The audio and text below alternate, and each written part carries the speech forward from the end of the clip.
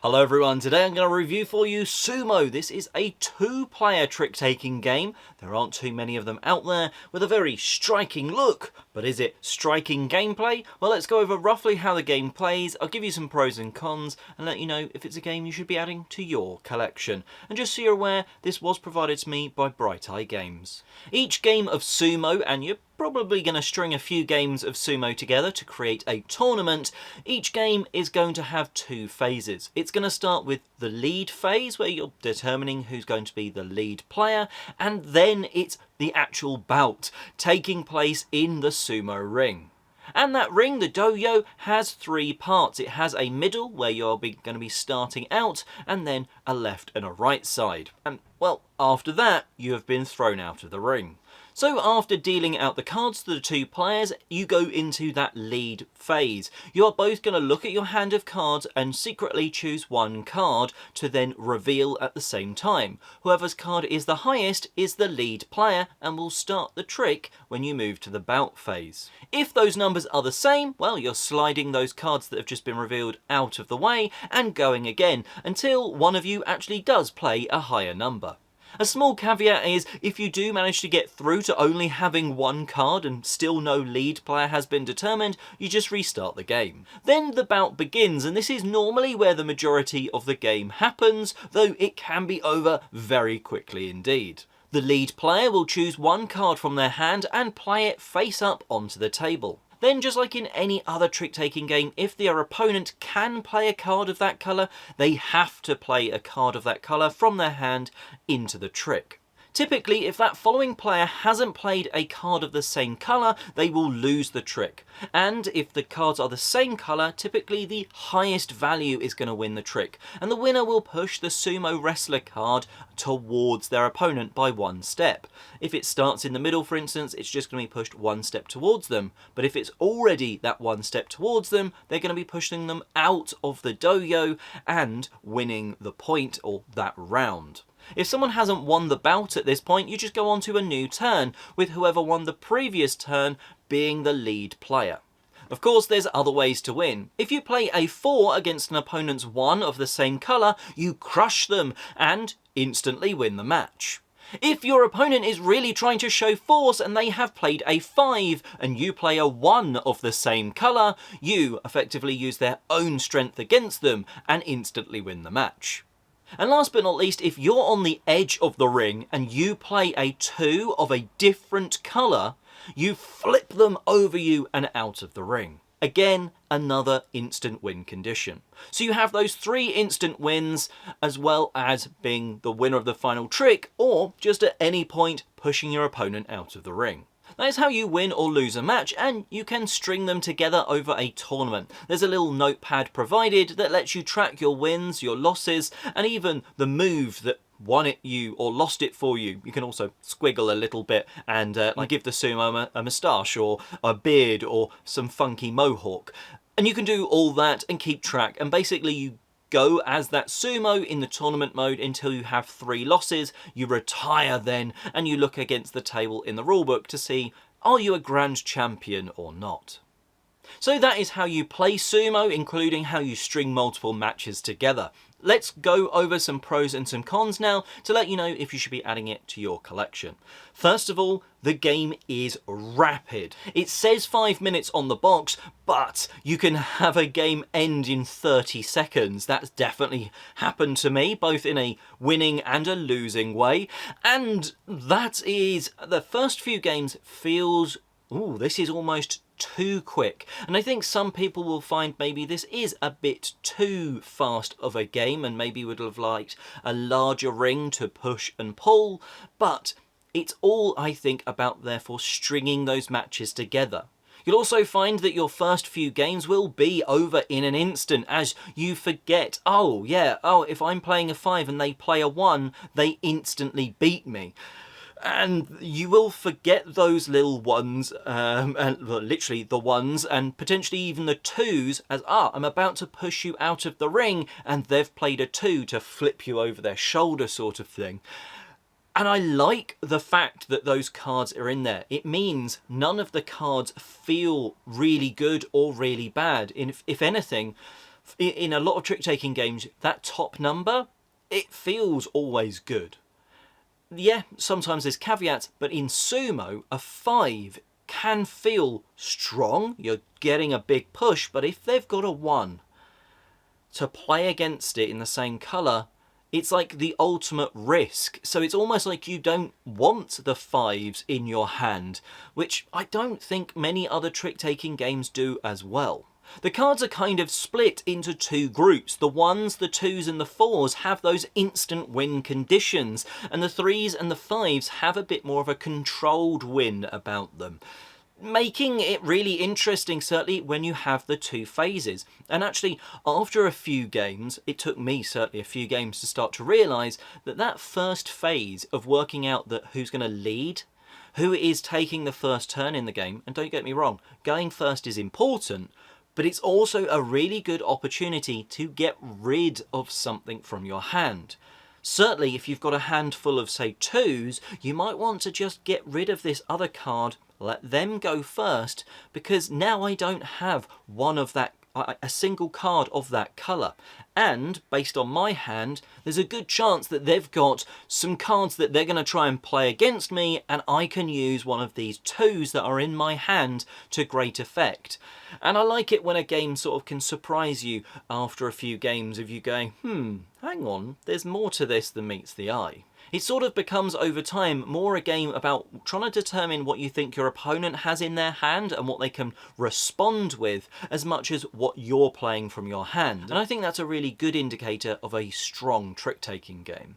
This is an interesting one, and it's going to come across as it sounds bad, but a lot of games I like when you play it and you really want to play another game of it straight away. I think that's a really good indicator of a good game.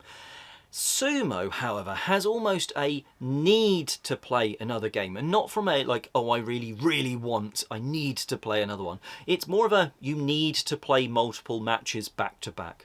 One game on its own, sort of, you get a winner, and you sort of feel like, oh, that's over so quick. You're almost not yet invested in it. It's only when you have a Sumo and you're keep playing as that Sumo for a few different matches, and like, oh, my Sumo's really good for some reason at just shoving the opponent out the ring. They very rarely win by one of those instant win sort of conditions. It's an interesting quirk that my Sumo has that I've drawn a little detail on. I've maybe given him a name, that sort of thing. And it's just like, you need to almost do a few matches back to back. They're like I said, they're so quick. They can be over well and truly in under the 5 minutes. In fact, multiple games back to back, you're probably only talking 10 minutes for a good amount of matches.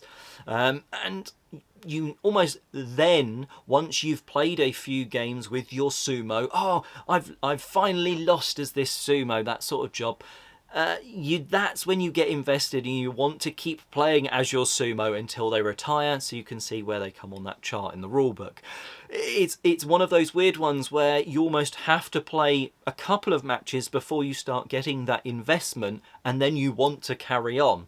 But I think that's sort of a byproduct of the individual matches just being so sort of short and small. You can't, though, I don't think, just get this game out, play one match and feel like, yes, that was perfect, let's put the game away.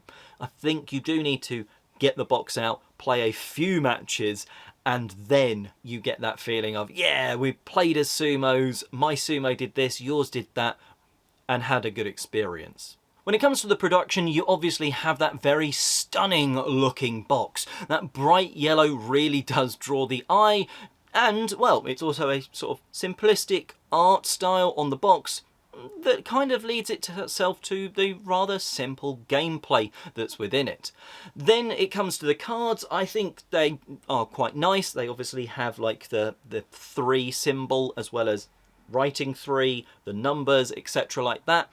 I think the cards are nice, bright colours, but I would have really liked to have seen some kind of like Sumo or something on the cards just to add a little bit extra to them. And also, I have to comment about one thing, and a number of games do this recently. It's great when I'm holding the card in my hand like that, but once you've shuffled and played a few games, you end up getting cards in your hand like that. And yes, there is a dice symbol with 3 pips on it, so you know this is a 3 still. And there's a hand with 3, but I am not as easily reading that number. It's not as easy to read that number as if they'd just put a 3 here and a 3 here. You know, like a traditional playing card does. So it feels weird, a little bit of an oversight. Another oversight that's half remedied is the fact that the players don't have a reference card on those special moves, which would be really useful for teaching the game to a brand new player. It is, however, thankfully listed on the back of the rule book, which you can very easily put in like just next to play and both players reference. So they've definitely thought about it, but I still would personally have liked a reference card for each player, just so you can make it a little less obvious, like, oh, I just need to check what this card does because I might be playing a special sort of card in a second, rather than having to be like, oh, just going to have a look at this thing between us, the back of the rules. I'm glad that there is something that you can easily glance at to remind you. I just wish both players had had a reference card. But that is Sumo, a relatively cool, very, very rapid 2-player trick-taking game. It's certainly one that grows with you. The first few games I was a bit worried, like, wow, these games are over just so quickly. These matches are individually over so quick. But when you start doing the tournament mode with a friend, that's quite a lot of fun, as you're just doing these, playing these sumos back and forth, and then seeing when one retires and things like that. That definitely is what sort of gets the game going. Once you've you commit to a few matches and then you want to keep going.